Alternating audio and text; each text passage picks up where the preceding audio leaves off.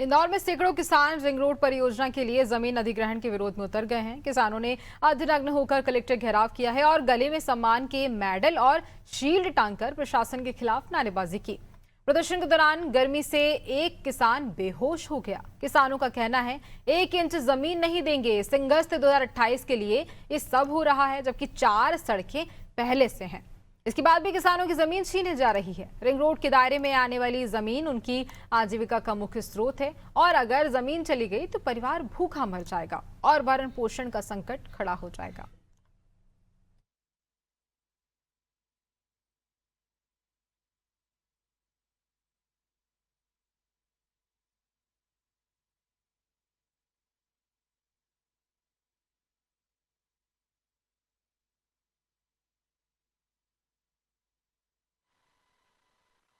इस रोड की जरूरत नहीं है, क्योंकि पूर्वी क्षेत्र में ऑलरेडी 3-3, 4-4 कनेक्टिंग रोड है।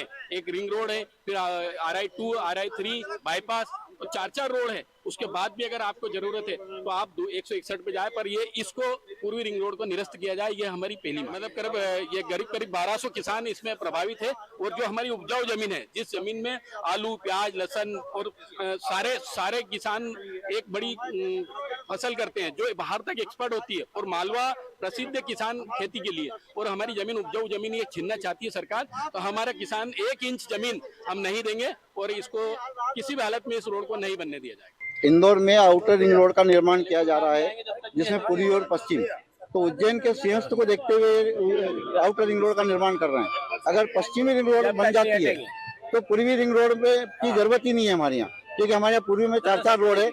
और उस पूर्वी रिंग रोड का जो उनका अलाइनमेंट है, ये भूमाफियाओं के चक्कर में इन्होंने हमारी उपजाऊ जमीन को खत्म करना चाहा है, और उसमें मेरी जैविक भूमि भी जा रही है। मैं पिछले 4 वर्षों से रजिस्टर्ड जैविक खेती कर रहा हूँ, प्राकृतिक खेती कर रहा हूँ।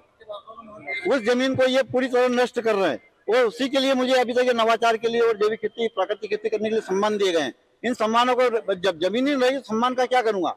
तो इन सम्मानों को मैं वापस करने आ रहा हूँ।